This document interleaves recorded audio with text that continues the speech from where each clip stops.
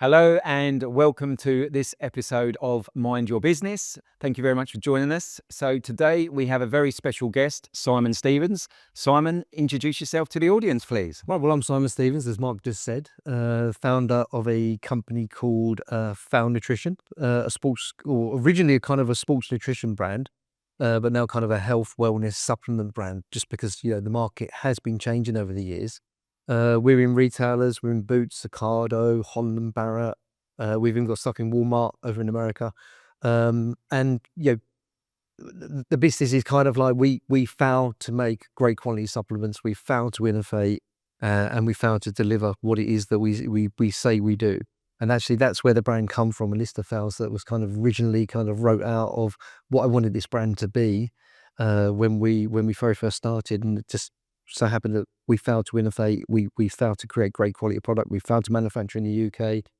That word just kept jumping out at me, and that's where the brand was born from. So that's Found Nutrition. Yeah, I love that. I think that's brilliant. And funny enough, it was going to be one of the things about like the whole concept, the brand, because I think it's a very, very strong brand that you guys have got there.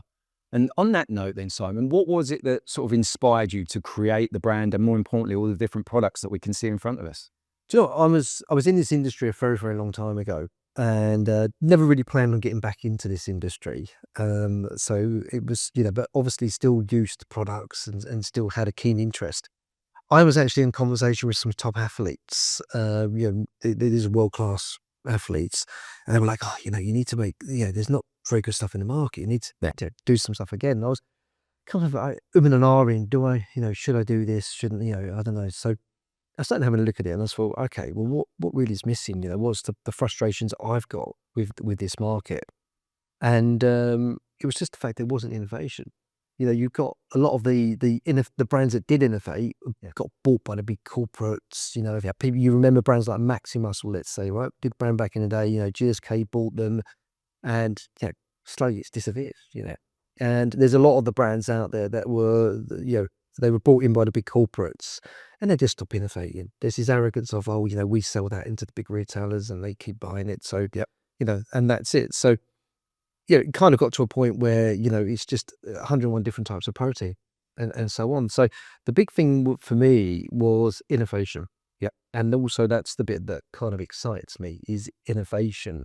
So that's where, like I say, one of the things I kind of wrote out of what I wanted the new brand to be was, fail to innovate. And so, that's what we were working on. And it was like, you see, we got chewable products. We created the first carbonated protein drink a few years back. And we're now working on even more innovation with certain products that we're keeping a bit secret at the moment, but we'll probably do another video on those. Yeah, definitely. Because for me, it's about trying to be first to market, but bring things to market that people actually want. So the innovation was the big thing for me getting back into this. Yeah. And obviously my own health interests as well, my own fitness goals and things like that, that I've always kind of like, tried to, keep on track with. Yeah. I want to make products that I'm going to use as well. Yeah, absolutely. And I think that's so powerful and so important. And I can tell from your passion, you and I have spoken for over a couple of years now about this.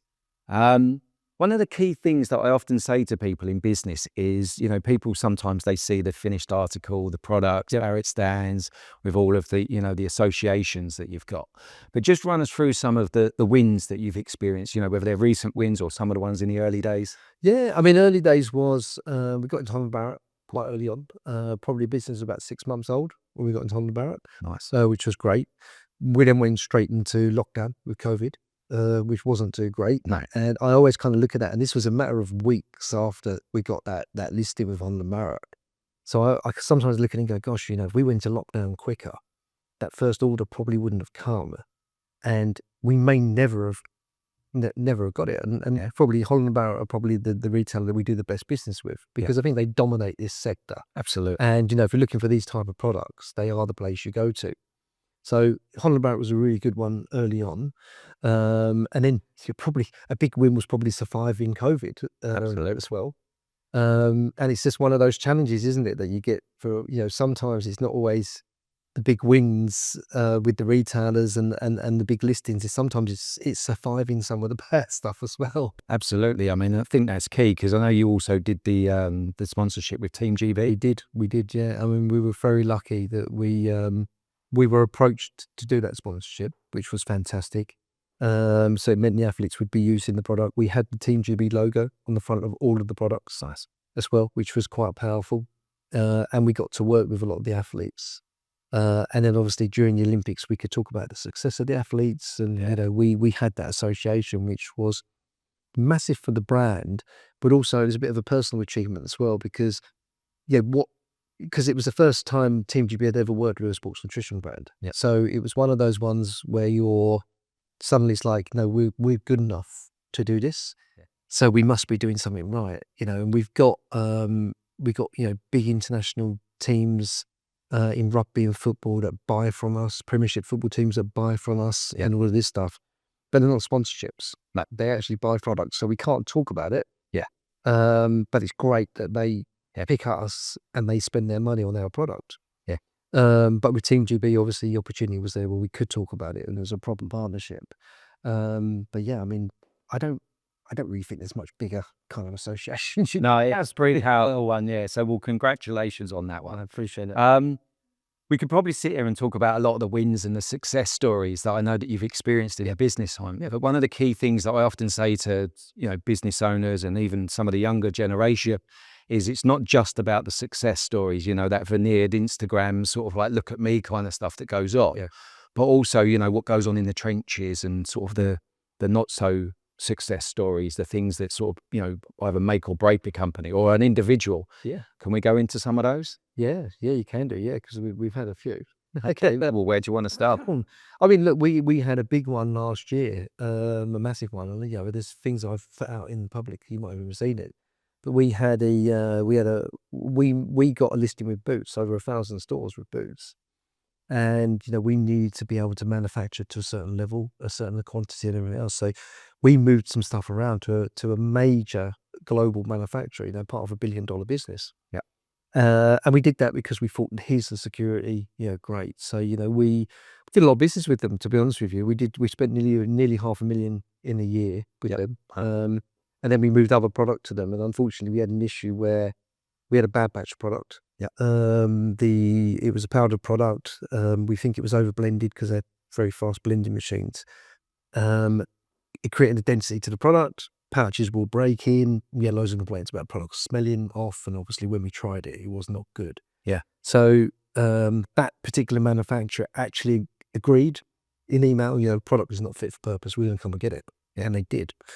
And they credit us for it. And then we were trying to get them to remake it because we had Boots needing it in over 1,000 stores. Yeah. And then they refused to remake it. And then they invoiced us again for product.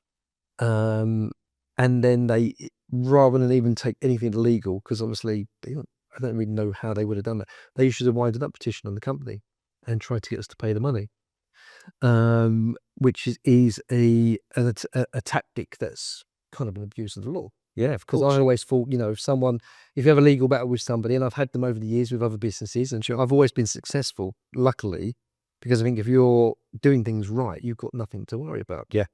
But in this case, the bypass of any kind of legal battle was missed. And I only thought you could issue a winding up petition on somebody is if you had a CCJ issued on them. Yeah. But actually, apparently, anyone can do it. Oh, okay. So what happened then? It puts a red mark on your business. It goes on credit safe. Yeah. It means all of your suppliers say, oh, you know, the 100 grand credit terms you've got are now gone, payment up front.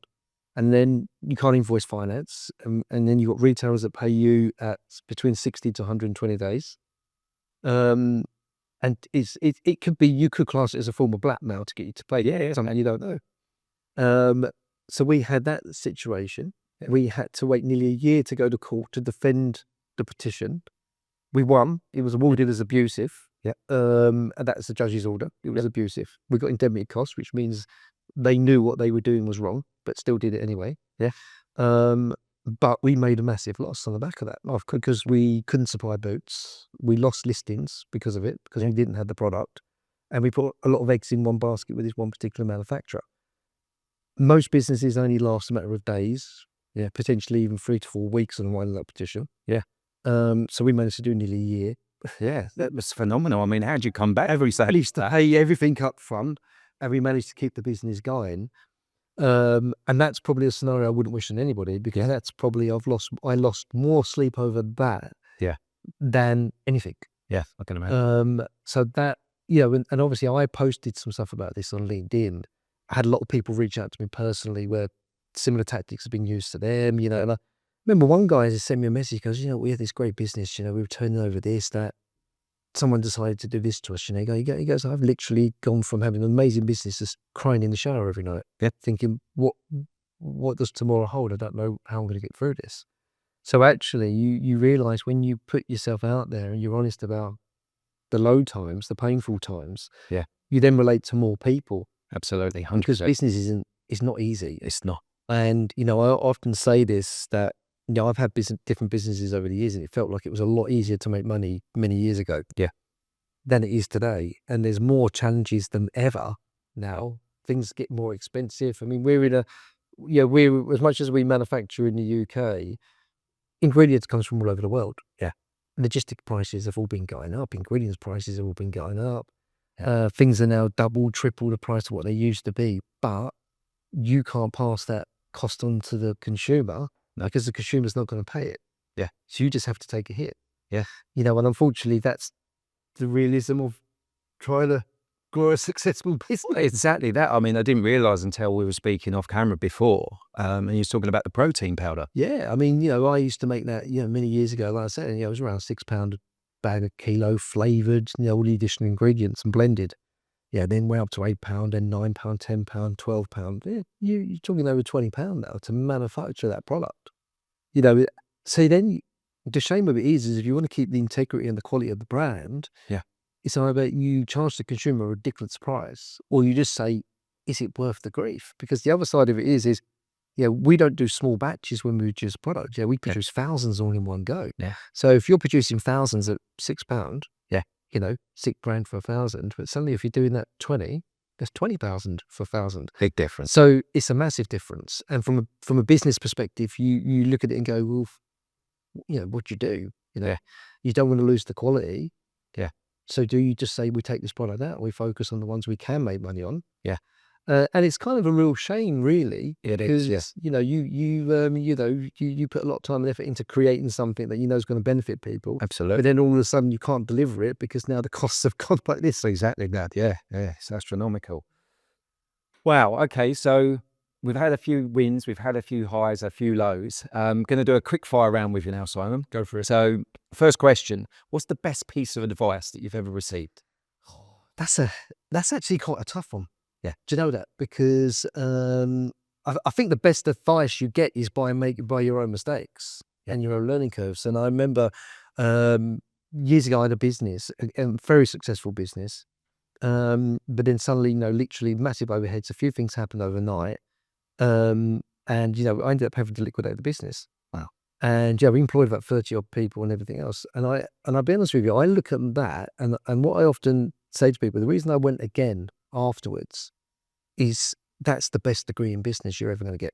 Yeah. When things don't go wrong, or don't go right, that's the best degree you're going to get, Andrew. So there's no course you can pay for or do at university that builds up that resilience and that, you know, pull yourself together, get back up and go again. Because like we were just saying, you know, life will knock you down, business will knock you down, and people will do things out of the blue, unexpected. Yeah. And they're the people that normally you paid a lot of money to. Yeah, absolutely. And it's just, that's the world we live in, unfortunately. And I think all of those experiences throughout the years, they just build an element of resilience. They do. Where, you know, when something else comes out of the blue and knocks you in the face, you're like, here we go again. Yeah. And that's it. You get back up, dust yourself off, Do and you go. You do, but you can also see that if you hadn't have maybe had some of the baby steps of learning the hard way, that big thing would destroy you. Yeah, exactly. You know? Next question, one book or podcast that you recommend to anybody? Probably, you know what, the Bible. Probably the best philosophy you're ever going to get, to be up there. So yeah, that's my own personal beliefs. But you know what? If you follow some of the the rules in the New Testament and some of the teachings there, you're probably going to have a much more, better life, to be honest with you. Absolutely. And I think, often I refer, I'm not that religious myself, but like the 10 Commandments, do unto others as you'd have done to yourself. It's one of them things, isn't it? Treat others as you'd want to be treated, or how they want to be treated, more importantly. Absolutely. Great stuff. And then what's one tool that you can't live without? One tool I can't live without. Most people's probably their phone, isn't it? Yeah, it is. To be honest with you, for me, it's actually probably my own tool, such as my ability. I used to be a graphic designer many years ago. Okay. So, I still do the packaging stuff, and we spoke about this before. But that's a tool that's helped me in business, where I can create a brand, I can create a product, and I can create the packaging and make it look and feel how I want it to be. Yeah. And also change it.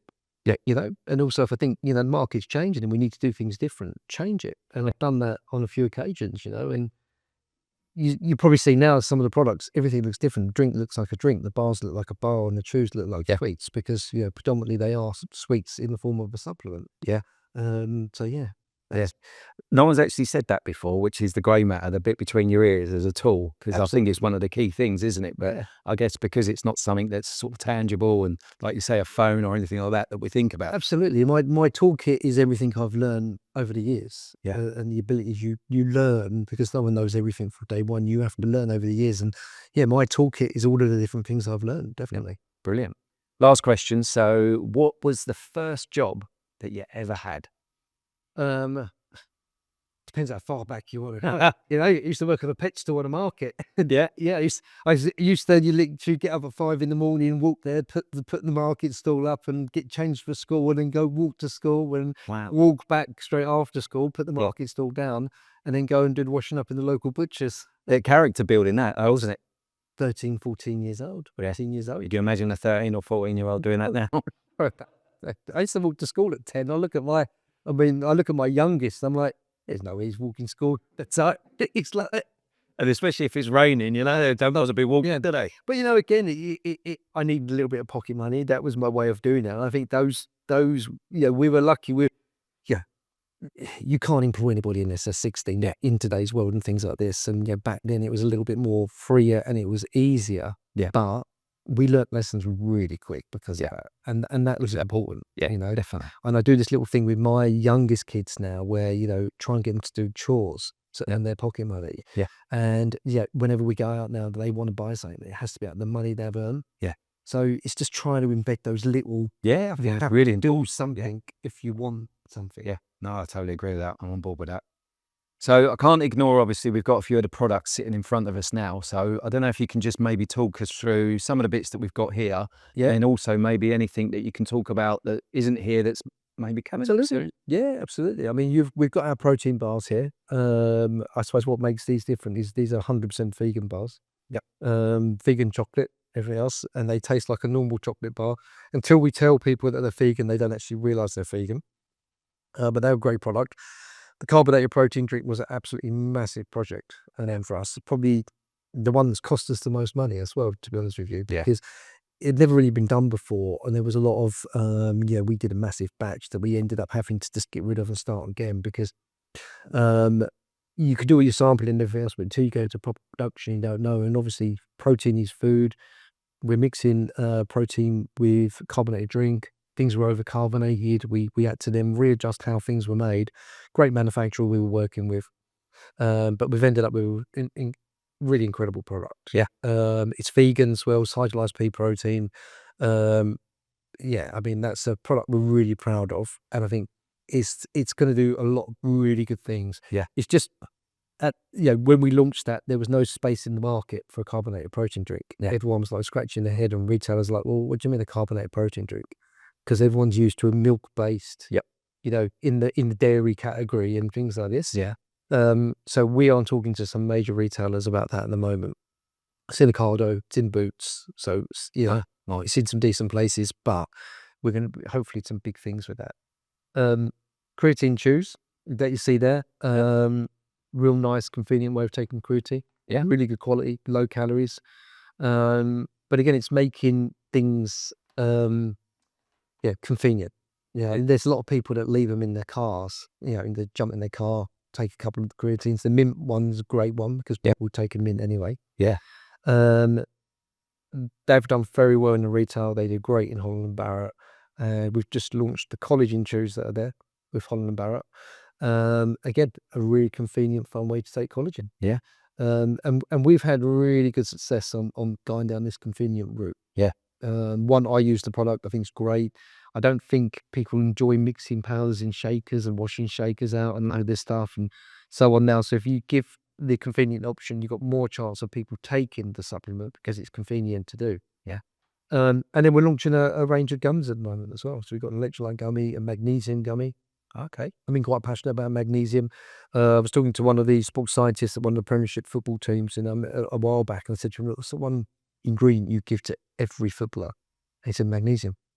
And there's huge benefits in that, recovery, sleep, and so on. So I was like, we need to make a convenient magnesium product, which is what we've now done. So we've got magnesium gummies, electrolyte gummies, and we're also going to do creatine gummies. And the reason for that is we didn't do gummies originally because there was issues with the solubility of the creatine in gummy. Yep. Creatine, when it's mixed with water, disappears really quickly. Yeah. And gummies are a hot bit with press. So it was very difficult to know that was actually going to work. Yeah. And in a lot of cases, some companies were pulled up for having zero creatine. Yep. Not that they did from day one, but they did at day 12, let's say, right? Yeah.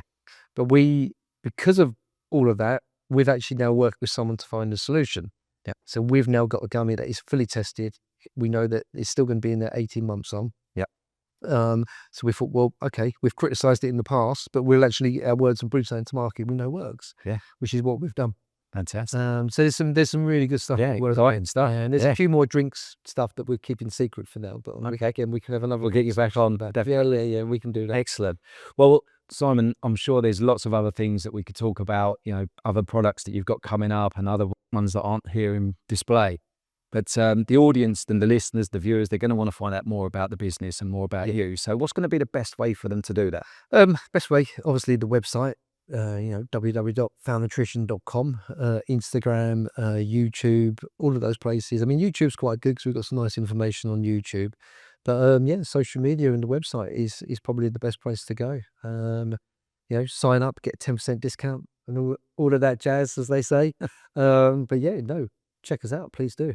Brilliant. Simon, thank you very much for joining me today. Pleasure. So that's a wrap for us on the Mind Your Business podcast. So we'll see you all again soon. Thanks very much for joining us. Bye for now.